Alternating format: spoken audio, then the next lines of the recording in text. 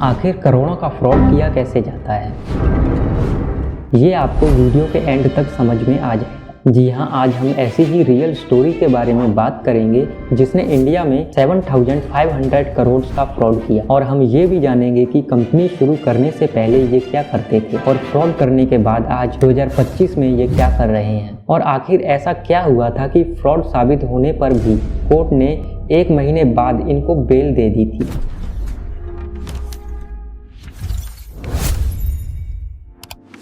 तो कहानी की शुरुआत होती है इनके जन्म 16 सितंबर 1954 से। उन्होंने सबसे पहले आंध्र लोयोला कॉलेज से कॉमर्स में ग्रेजुएशन किया। इसके बाद वो अमेरिका गए और ओहियो यूनिवर्सिटी से MBA किया।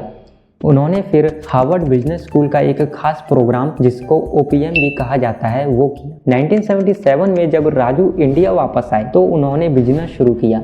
सबसे पहले उन्होंने कपड़ों का काम किया जिसका नाम था श्री सत्यम। इसके बाद उन्होंने रियल एस्टेट में हाथ आजमाया और सत्यम कंस्ट्रक्शन शुरू किया। इसके बाद 1987 में राजू ने हैदराबाद में सत्यम कंप्यूटर सर्विसेज शुरू की। ये कंपनी धीरे धीरे बहुत आगे बढ़ी और 1992 में शेयर बाजार में लिस्ट कर दी गई। इसके बाद 1999 में राजू ने सत्यम इन्फोवे यानी स्पाई भी लॉन्च किया। ये उन दिनों भारत की शुरुआती इंटरनेट सर्विस देने वाली कंपनियों में से एक थी। मतलब जब भारत में इंटरनेट का ज्यादा नाम भी नहीं था तब स्पाई लोगों तक इंटरनेट पहुंचा रही थी। 2000 के दशक तक सत्यम भारत की टॉप IT कंपनियों में गिनी जाने लगी थी। कंपनी में 40,000 से ज्यादा लोग काम करते थे और रेवेन्यू करोड़ों में जा चुका था। 2008 में इसे बेस्ट कॉर्पोरेट गवर्नेंस के लिए गोल्डन पीकॉक अवार्ड भी मिल चुका था। सब कुछ बाहर से एकदम परफेक्ट दिख रहा था, लेकिन अंदर ही अंदर एक बड़ा खेल चल रहा था। एक ऐसा खेल जिसने आगे चलकर सबको हिलाकर रख दिया। आखिर इतना बड़ा फ्रॉड हुआ कैसे?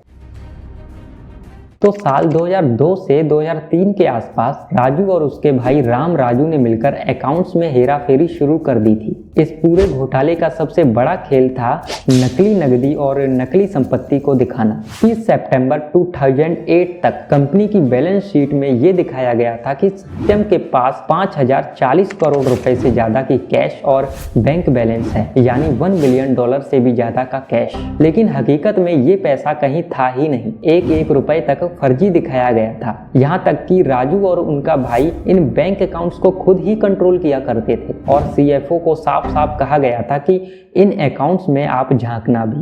उन्होंने बैंक के स्टेटमेंट, बैंक के कंफर्मेशन लेटर सब जाली बनवा दिए ताकि सबको लगे कि कंपनी में बहुत पैसा है।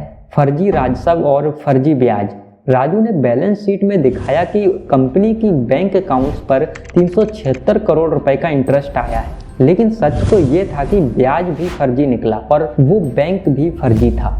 रेवेन्यू बढ़ाने के लिए उन्होंने कंप्यूटर से हजारों नकली बिल और चालान बनवाए। अब अगला फ्रॉड था देनदारियों को छिपाना और संख्याओं में खेल, यानी कंपनी की बैलेंस शीट में हेराफेरी। कंपनी की देनदारियां यानी लायबिलिटीज को 1230 करोड़ रुपए कम दिखाया गया ताकि कंपनी तगड़ी और मजबूत लगे, और जिन्हें पैसे मिलने थे यानी डेटर्स, उनकी रकम को 490 करोड़ रुपए बढ़ा चढ़ाकर दिखा दिया गया। कागजों में सब कुछ बढ़िया था, लेकिन असल में ये सिर्फ नंबरों का खेल था।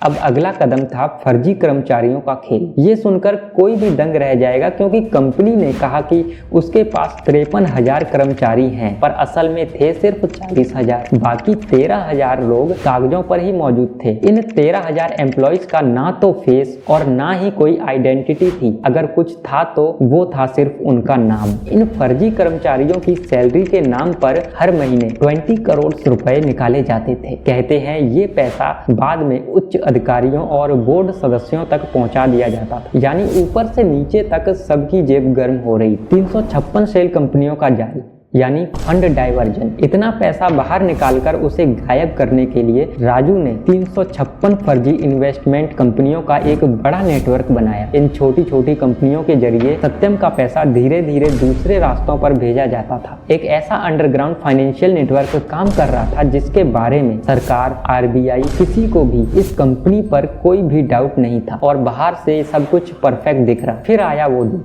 16 दिसंबर 2008। अचानक राजू ने एक चौंकाने वाली अनाउंसमेंट कर दी कि सत्यम का बोर्ड इन दोनों मत्यास कंपनियों को $1.6 बिलियन में खरीदने जा रहा है। पूरा मार्केट दंग रह गया। लोग समझ ही नहीं पाए कि एक IT company real estate company को क्यों खरीद रही है। असल में ये राजू का अंतिम और सबसे बड़ा दाव था। सत्यम की बैलेंस शीट में जो फर्जी 1.6 बिलियन डॉलर कैश दिखाया गया था, राजू उस नकली पैसे से अपनी ही पारिवारिक कंपनियों की रियल जमीन खरीदना चाहते थे। मतलब फर्जी पैसा असली जमीन, और बस बैलेंस शीट तुरंत क्लीन दिखने लगती। अगर ये दाव चल जाता तो पूरा घोटाला एक तरह धुल जाता और कानूनी दिखने लगता। लेकिन जैसे ही मत्यास डील का ऐलान हुआ, इन्वेस्टर्स भड़क गए। उन्हें लगा कि राजू अपनी ही फैमिली की कंपनीज को सत्यम का पैसा देकर बचाने की कोशिश कर रहे हैं, यानी साफ साफ स्वार्थ और पैसा घुमाने का खेल। लेकिन ये डील देखकर सबको डाउट होने लगा। इसके बाद NYSE यानी न्यूयॉर्क स्टॉक एक्सचेंज और नेस्डैक पर सत्यम का स्टॉक तेजी से गिर गया। नकारात्मक रिएक्शन इतना भारी था कि बोर्ड को उसी दिन दोबारा मीटिंग करनी पड़ी और उस डील को कैंसिल करना पड़ा। ये सब देखकर राजू हड़बड़ा गए।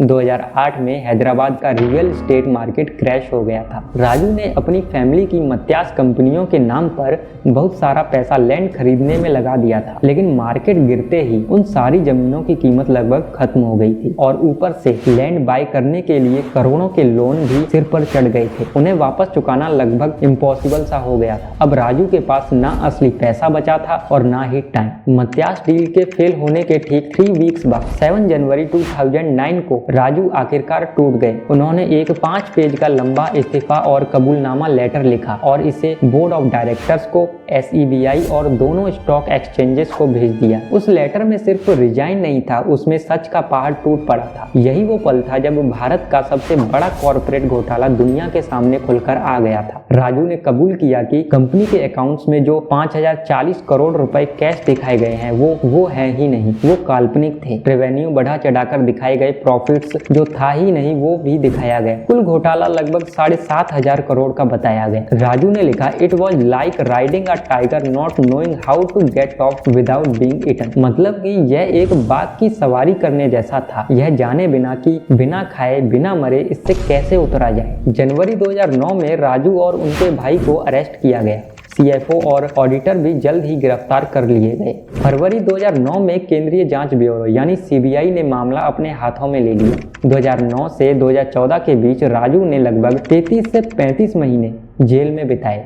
फिर 9 अप्रैल 2015 को हैदराबाद की एक विशेष CBI अदालत ने रामलिंगा, राजू और अन्य 9 लोगों को गिल्टी करार दे दिया। राजू को 9 अप्रैल 2015 को कोर्ट ने 7 इयर्स की हार्ड पनिशमेंट सुनाई। लेकिन स्टोरी यहीं खत्म नहीं हुई। राजू ने तुरंत अपील कर दी और सजा के ठीक 1 महीने बाद 11 मई 2015 को हैदराबाद की एक स्पेशल कोर्ट ने उनकी सजा सस्पेंड कर दी और उन्हें बेल दे दी। राजू सिर्फ 10 लाख के मुचलके यानी सिक्योरिटी पर रिहा हो गए। यहीं से शुरू हुआ रियल कॉन्ट्रडिक्शन। एक तरफ था कई इयर्स की तेज कड़ी जांच और 7 इयर्स की जेल की पनिशमेंट, और दूसरी तरफ सिर्फ 1 महीने में तेजी से मिली रिहाई। इससे लोगों के मन में फिर वही पुराना क्वेश्चन उठने लगा, क्या भारत में अमीर लोग बड़े अपराधों के बावजूद पूरी सजा से बच जाते हैं?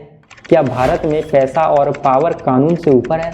अगर आम आदमी ऐसा घोटाला करता तो उसे इतनी जल्दी जमानत मिलती? अपनी राय कमेंट में जरूर बताएं। इसके बाद राजू के कन्फेशन यानी कबूलनामे के बाद भारत सरकार ने तेजी से इंटरफेरेंस की, राजू के बोर्ड को भंग कर दिया और कंपनी को स्टेबल करने के लिए दीपक पारेख और किरण कर्णिक जैसे इंडस्ट्री जगत के दिग्गजों का एक नया बोर्ड अपॉइंट किया। गवर्नमेंट द्वारा बनाए गए इस नए बोर्ड ने सबसे पहले ये डिसीजन लिया कि कंपनी को बचाने के लिए सबसे बेहतर तरीका है इसे किसी स्ट्रॉन्ग कंपनी को बेच देना। और फिर 13 अप्रैल 2009 को ऑकेशन यानी नीलामी का नतीजा सामने आया। टेक महिंद्रा ने सत्यम की 31% कंट्रोलिंग यानी इक्विटी खरीद ली और कंपनी का नाम बदलकर महिंद्रा सत्यम रख दिया गया। और फिर 2013 में महिंद्रा सत्यम को पूरी तरह टेक महिंद्रा में मर्ज कर दिया गया। जुलाई 2014 में SEBI ने राजू और उसके साथियों पर इतिहास का सबसे हार्ड एक्शन लिया। राजू, उनके भाई और बाकी 3 ऑफिसर्स अगले 14 साल तक शेयर मार्केट के आसपास आसपास भी नहीं दिखेंगे। SEBI ने कहा कि राजू ने सत्यम स्कैम करके इलीगल तरीके से 1849 करोड़ रुपए का प्रॉफिट उठाया, जो कि अब वो पूरा पैसा वापस देना होगा। 2009 से पर ईयर 12% इंटरेस्ट भी प्लस करके देना होगा। इस ब्याज ने अमाउंट को इंक्रीज कर दिया लगभग 3000 करोड़ रुपए। लेकिन फिर करीब 10 साल बाद SEBI ने सत्यम स्कैम पर एक न्यू अपडेट जारी किया। SEBI ने दोबारा पूरी कैलकुलेशन की और कहा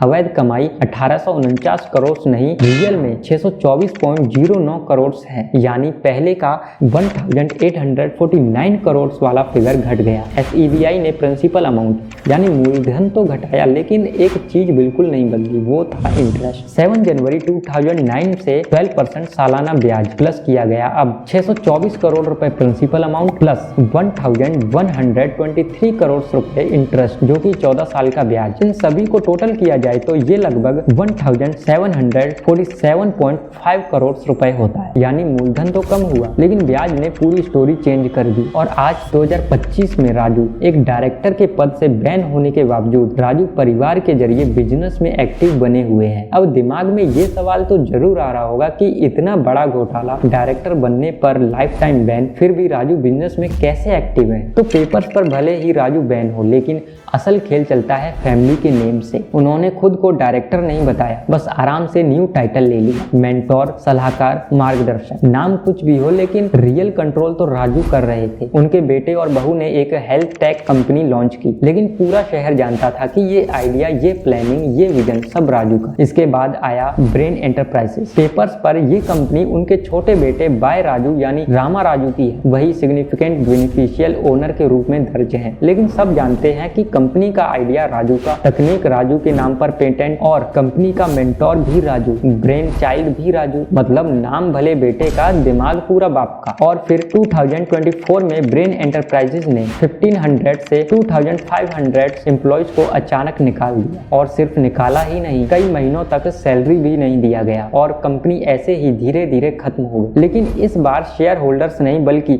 इनोसेंट एम्प्लॉय शिकार बन गए। तो दोस्तों, ये थी सत्यम स्कैम की पूरी स्टोरी। सत्यम खत्म तो हो गई, लेकिन राजू और उनका नेटवर्क अभी भी जिंदा है, न्यू कंपनीज, न्यू आइडियाज और नए विवादों के साथ। शायद कहानी यहीं खत्म नहीं होती, शायद ये चैप्टर 1 था। अगर आपको लगता है कि कानून सबके लिए बराबर नहीं होता, तो कमेंट में लिखे सत्यम लेसन्स। अगर वीडियो पसंद आया हो तो लाइक, शेयर और सब्सक्राइब जरूर करें। मिलते हैं नेक्स्ट वीडियो में किसी और स्कैंडल के साथ। जय हिंद।